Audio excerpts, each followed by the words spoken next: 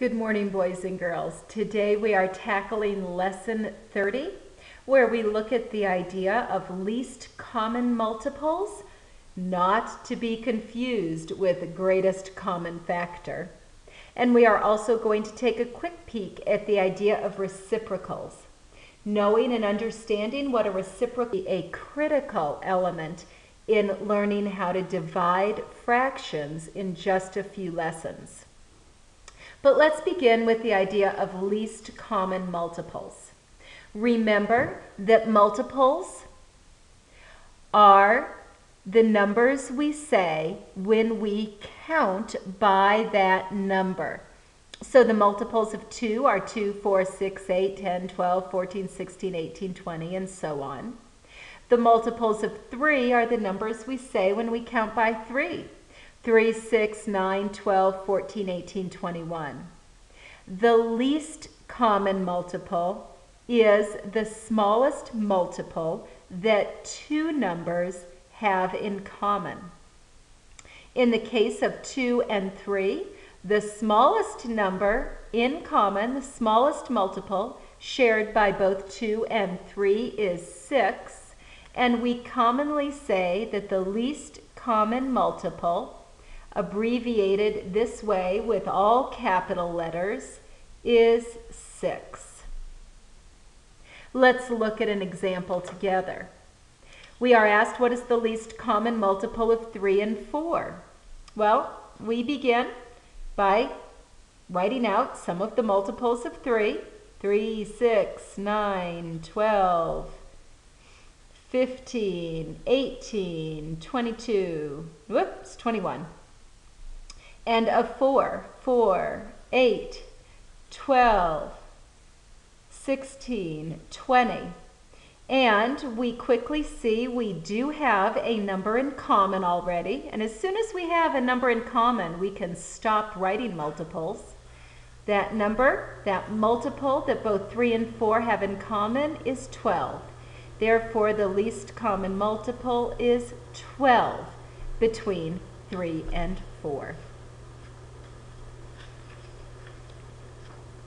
In example 2, we are asked for the least common multiple of 2 and 4. Well, we come across this answer pretty quickly. As we begin writing the multiples of 2, we see 2, 4, 6, 8, 10, 12, and so on. And when we begin listing the multiples of 4, we begin with 4. And actually, you would see right away, bing, bang, boom, they have 4 in common. Therefore, 4 is the least common multiple of both 2 and 4, and you actually would not need to write any more in your list of multiples of 4. We do use the idea of least common multiples in math. Knowing and being able to figure them out quickly also just helps increase our understanding of numbers in general. Now let's go on and look at something really kind of fun, and it's the idea of reciprocals. This is an important definition. It is that reciprocals are two numbers whose product is 1. Remember that a product is an answer to a multiplication problem. So, for example, we see that 2 and 1/2 are reciprocals, because 2 times 1/2 equals 1. Let's look at it together. We would write out 2 in its fraction form times 1/2.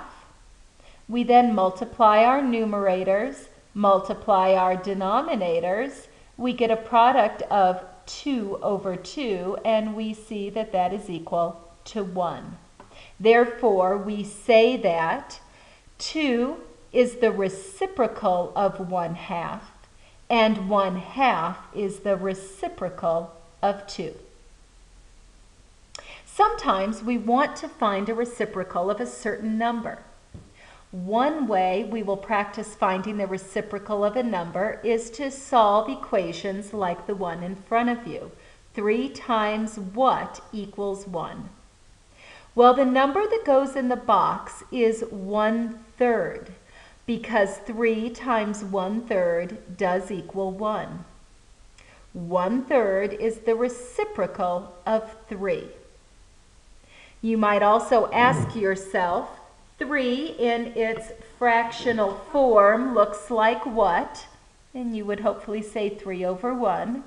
The reciprocal is always the flip-flop of the numerator and denominator. If I flip-flopped the numerator and denominator, I come up with 1/3. These two numbers are reciprocals of each other.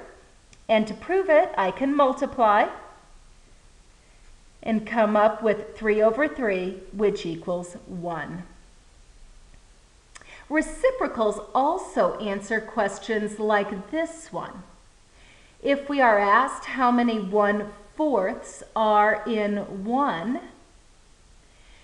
you could use your logic or your fraction pieces to know that there are 4 1/4 pieces in 1. The answer 4 is the reciprocal of 1/4. Fractions have two terms, the numerator and the denominator. To form a reciprocal of a fraction, we make a new fraction with the terms of the fraction reversed.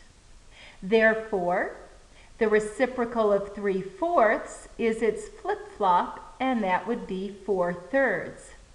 And in fact, if we were to multiply these two fractions together, we would see that the product is 12/12, which equals 1.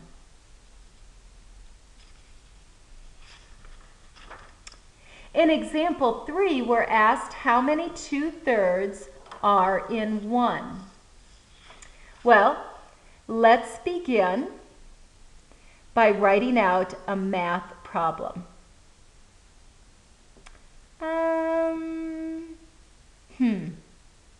Well, there are lots of ways to solve it. The quick and dirty answer would be, what is the reciprocal of 2/3? And that is 3/2. I've flip-flopped my fraction. When we're talking about reciprocals and what is the reciprocal of 2/3, it is okay to leave this answer in its improper form. I want to walk through what our book says, however, and then try to demonstrate the idea of reciprocals using some pictures. To find the number of 2/3 in 1, we need to find the reciprocal of 2/3.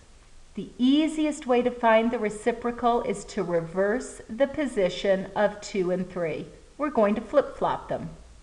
So the reciprocal of 2/3 is 3/2.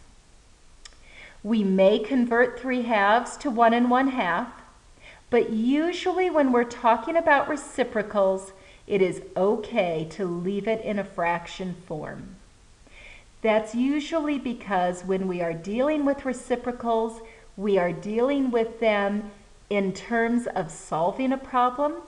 And when we are solving different problems, leaving fractions in their improper form is often necessary in order to solve a problem.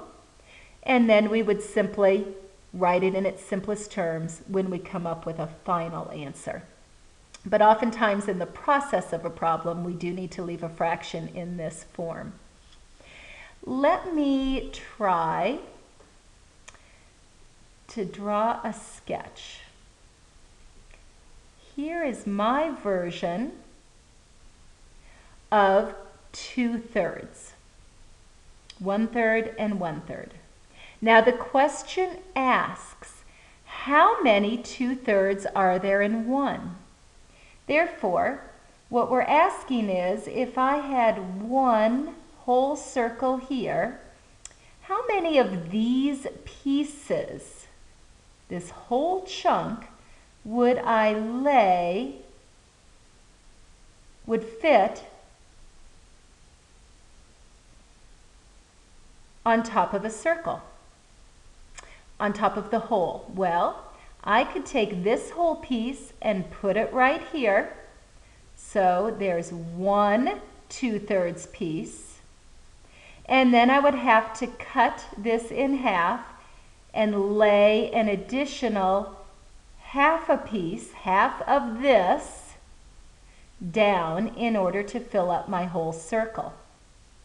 So I would in fact be using 1.5 of these pieces in order to completely fill a hole. It can be a little confusing, but I know if you just give your brain time to ponder this and think about it, it will become clearer and clearer to you. Let's look at example 4. We are asked what number goes into the box to make the equation true. Well, the problem is simply 5/6 times what equals 1. The answer will always be the reciprocal. So let's flip-flop our numerator and denominator, and we would quickly decide that 6/5 is the missing number. And of course, if we weren't sure or needed to prove it, we could multiply, come up with 30 over 30, and reduce it to 1. In example 5, we're asked what is the reciprocal of 5? Well, flip-flop your terms. If it helps you to remember to write your whole numbers in fraction form, go right ahead and do it. 5 is the same as saying 5 over 1. The flip-flop of 5 over 1 is 1/5. Therefore, the reciprocal of 5 is 1/5. I'm going to have you go ahead and do all of your lesson practice. In this case, in A, B, and C, I want you to find the least common multiple of these numbers. Begin by writing out several multiples until you come to the first one that they both have in common. For D, E, F, and G, simply write the reciprocal. And again, if your answer is an improper fraction, go ahead and leave it in that form. For H and I, find the missing number. It will be the reciprocal of the first factor. The same for J and K. And then we are asked in L and M how many 2/5 are in 1. In other words, what is the reciprocal of 2/5 and 5/12? We will continue to talk about this. Give yourself time and patience to understand the idea of reciprocals.